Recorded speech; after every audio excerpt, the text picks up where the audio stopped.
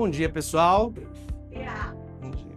Fiquem à vontade, viu? Como se aqui fosse a casa de vocês. Tem uma cervejinha lá na adega, eu percebi. Não façam isso, por favor.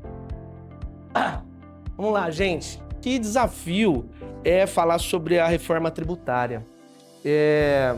Eu fiz apresentações como essa para empresas, ou no escritório, ou nas empresas, para os funcionários e tal, mas estar conversando com vocês é um grande desafio porque vocês atendem diversas empresas, então é como se eu estivesse falando com, sei lá, 400 empresas, não sei quanto que são os clientes de vocês, quando eu estivesse falando com 400 empresas, porque essas empresas é que vão tirar as dúvidas com vocês a respeito da reforma.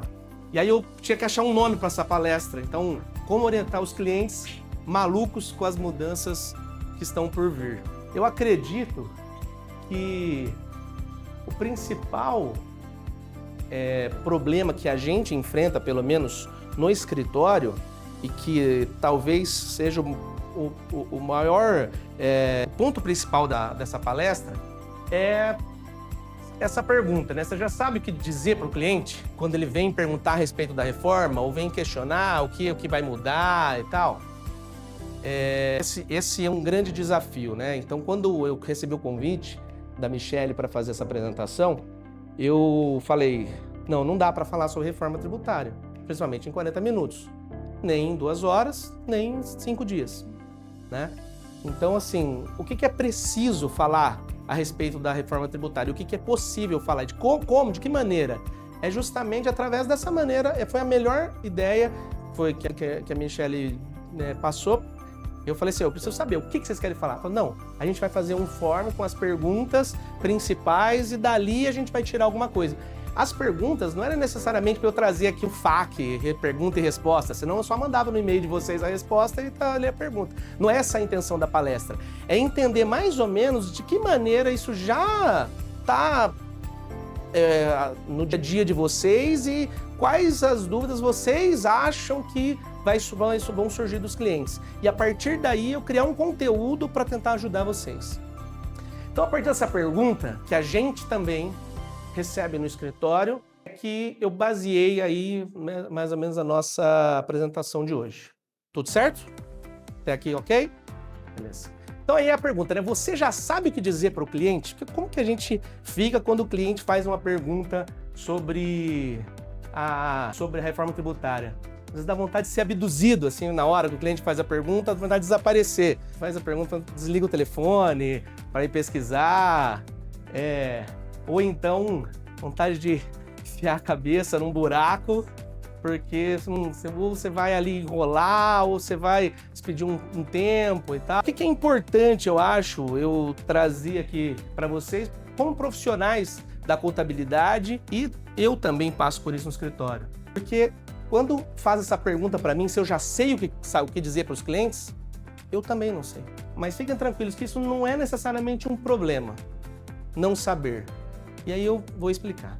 O principal ponto aqui que eu acho que a gente tem que os principais pontos que a gente tem que ter na hora de tratar com os clientes é dar para ele segurança, as ferramentas necessárias e as opções que ele tem a partir da reforma. Tá, muito simples falar assim, mas é isso que eu vou tentar trazer para vocês lá no final da palestra, que vocês tenham um pouquinho mais de segurança para passar para os clientes, para oferecer para eles as ferramentas necessárias e quais opções ele tem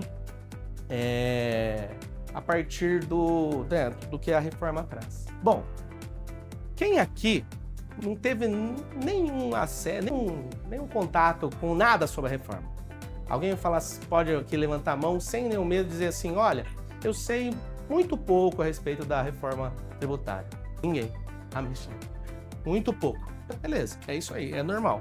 Então, o que acontece? Basicamente, o CMS e o ISS desapareceram e o PIS e COFINS também vão desaparecer. Né? Eles vão desaparecer, na verdade, né?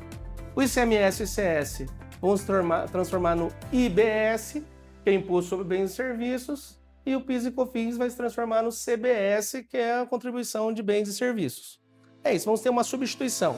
A ideia da reforma era diminuir a quantidade de impostos, era isso. Então esses dois vão se transformar no imposto sobre bens e serviços, que é o imposto estadual e municipal, e o PIS e COFINS vão se transformar na contribuição sobre bens e serviços, que vai ser um imposto federal. E o IPI também, ele tende a desaparecer, não vai se transformar nesse imposto, mas tecnicamente, para efeitos didáticos, ele vai surgir um novo imposto, que é o imposto seletivo, que é o chamado imposto do pecado, que é um imposto que vai ser colocado só em bens que o governo não quer, que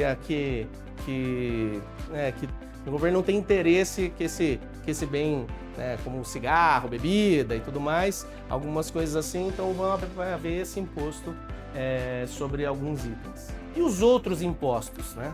Porque a empresa também paga, por exemplo, o imposto de renda da pessoa jurídica, a contribuição social. Esses impostos não estão sendo tratados na reforma tributária, então eles vão permanecer, né? Então eles vão permanecer da mesma maneira. Só que mais ou menos, porque ontem mesmo, às 10h30 da manhã, como que a palestra é atualizada, né? O Lula assinou a lei, o projeto de lei 1087, que fez a alteração no imposto de renda, de maneira geral, pessoa física, também tributou lucros e dividendos, mas esse é um outro assunto gigantesco para uma outra palestra. Então também vamos ter mudança no imposto de renda e tal, mas não a partir da reforma tributária, a partir de uma outra legislação. Uma das dúvidas que muitos empresários têm é a desoneração da folha de pagamento. Não foi feita, por enquanto, a desoneração da folha de pagamento. Então, assim, os impostos patronais ainda permanecem os mesmos a partir dentro da reforma tributária. Porque uma das promessas lá da reforma foi que a gente vai aumentar o imposto, a alíquota do imposto vai aumentar, mas a gente vai desonerar o patronal, vai desonerar a folha de pagamento. Mas não foi feito isso. Então eles mantiveram a oneração na folha de pagamento e vai ter um aumento de imposto. Então aí que no futuro, né, se o governo cumprir a promessa, é começar a desonerar a folha de pagamento. Essa é a ideia. Mas eu não confio, mas tá bom, também não confio. Basicamente, isso é o que precisa saber sobre a reforma. Basicamente é isso que a reforma vai fazer, certo? Então ela vai lidar com os impostos, vai diminuir os impostos, alguns impostos vão acabar, vão transformar em outros, e não teve impacto em outros impostos a não ser esses, e não vai ter desoneração da folha de pagamento. Só que mesmo assim, ainda surge uma série de dúvidas, né? E é sobre essas dúvidas aqui que a gente vai começar a tratar. Bom, vou fazer uma apresentação minha. Meu nome é Diego, sou cristão, sou esposo da Carol, tenho 3 filhos, sou advogado, empresário, e eu lido com empresas de pequeno e médio porte há 10 anos, pelo menos profissionalmente como advogado. Então, assim, meu trabalho é entender as demandas desses empresários e tentar diminuir a ansiedade deles para trabalhar, principalmente na atuação preventiva. Então, eu costumo escutar desses empresários todos os problemas que eles têm no dia a dia, né? E essa questão da reforma, ela tem impactado muito mais nos escritórios de contabilidade do que no meu escritório de advocacia. Então, por mais que alguns, eu estava falando para o Felipe agora, por mais que alguns empresários, eles venham no escritório, tem os mais conscientes e tal, para pensar, aqueles que já estão fazendo planejamento tributário, para entender o que mudou e tudo mais, mas a maioria deles estão infernizando lá o contador, né? Estão infernizando o contador para saber o que vai mudar, o que não vai e tudo mais.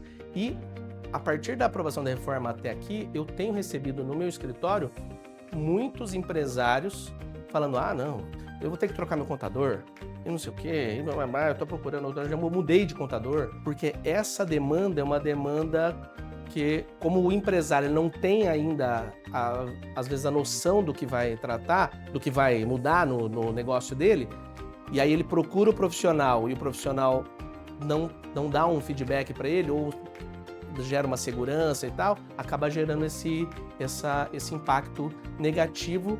E aí, às vezes acontece essa situação do cliente, né, da empresa, ficar com essa dúvida, né, por conta, às vezes, dessa falta de comunicação, né, com o escritório de contabilidade.